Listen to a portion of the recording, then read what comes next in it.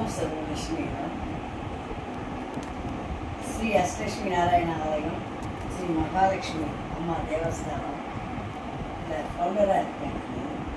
நான் வந்து போன பிரிவிலையா என்னவா இருக்கீங்க, இப்போ என்ன உங்களுக்கு நடந்துருக்கு, என்ன செய்யணும்னு பரிகாரம் சொல்ல பாக்கியத்தை எனக்கு பெருமாள் லட்சுமி நாராயணன் அருள் கொடுத்துருக்காரு. அதை சொல்லி தான் நீங்கள் இந்த கோயில் கட்டணும்னு எனக்கு சொன்னார். அதே மாதிரி நான் அதை சொல்லி வந்த காசில் தான் அவரை பற்றி அஷ்டலட்சுமி ஆர்கெஸ்ட்ரா மெடிடேஷன் எடுத்து வந்த காசில் தான் இந்த கோயிலை கட்டினேன். அந்த பெரும் பாக்கியத்தை எனக்கு கொடுத்தாரு. அதே மாதிரி அந்த பூஜைகள் பண்ணப்போ மீது மாவு இதில் தான் போடுவேன். செஞ்சவங்க எல்லாரும் நல்லா வந்துட்டாங்க. நீங்களும் என் கூட துணையாக இருந்து எல்லாம் செய்து தராங்க.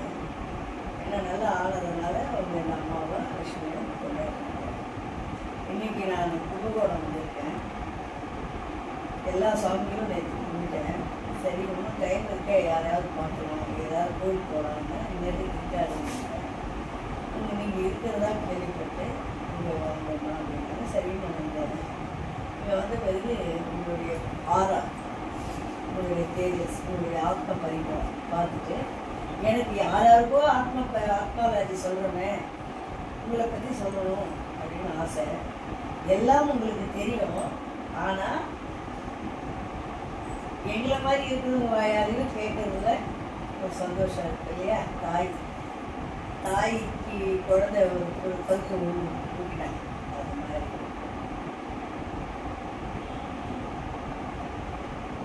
பிறவியிலிருந்து நீங்கள் சப்த ரிஷி, இந்த சப்த ரிஷி யோகம் பெற்றவர். 7 ரிஷிகளுடைய மகா சக்திகளை உள்வாங்கி அதை வெளிப்படுத்தக்கூடிய மகா, உங்களை ஒருத்தரை வணங்கினா 7 சப்த ரிஷிகளை வணங்கின அளவுக்கு உள்ள மகா சக்தி உங்களுக்குள்ள இருக்கு. நீங்கள் உங்ககிட்ட நீர் ஒன்றும் செய்யாது, அதனால நீங்கள் தண்ணி குடிக்க மாட்டீங்க.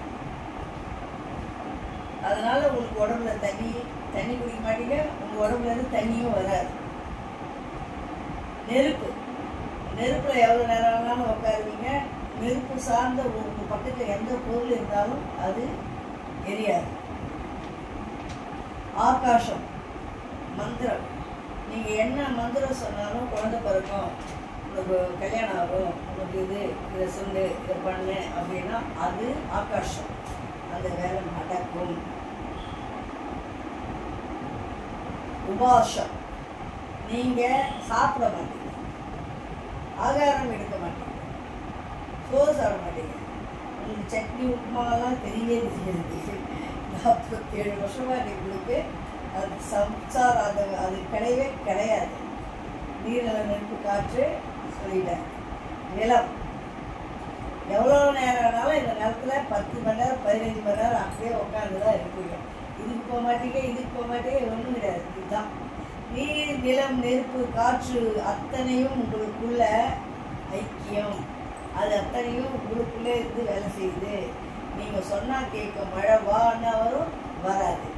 நெருப்பு இங்கே தனியாக இப்போ ஃபயர் அப்படின்னீங்கன்னா இப்படின்னா அது ஃபயர் உண்டாகும்.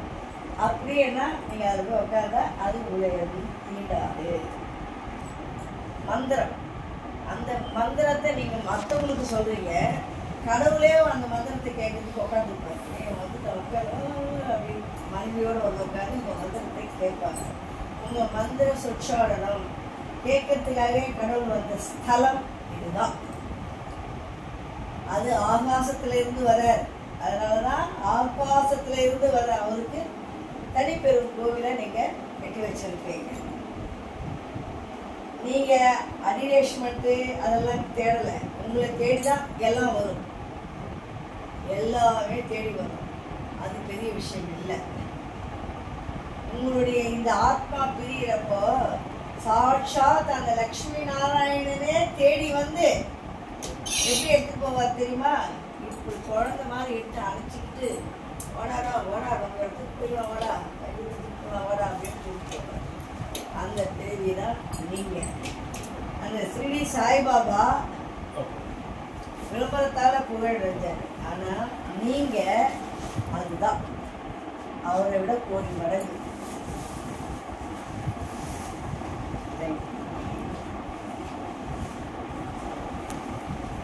அதை விட ஓடி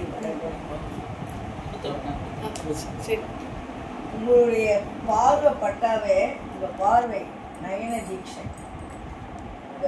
பேசலை அப்படிலாம் நினைக்கவே கூடாது. ஒரு மணி நேரம் உட்காந்தாலும் உங்கள் ஒரு க்ஷணம் அந்த பார்வை அவங்க என்ன கேட்டு வந்தாங்களோ அது வீட்டுக்கு போனவங்க நடக்கும். அது அவசியம். இதுதான் உங்கள் ஆத்மா லட்சியம். எப்படி இருக்கு? கரெக்டாக இருக்கா? First class? பிழை இருக்கா? பொய் இருக்கா? எல்லாம் கரெக்டா? சொன்னால் சொல்லு ஒன்றும். அது அம்மா ஆத்மா லட்சியம். தேங்க்யூ.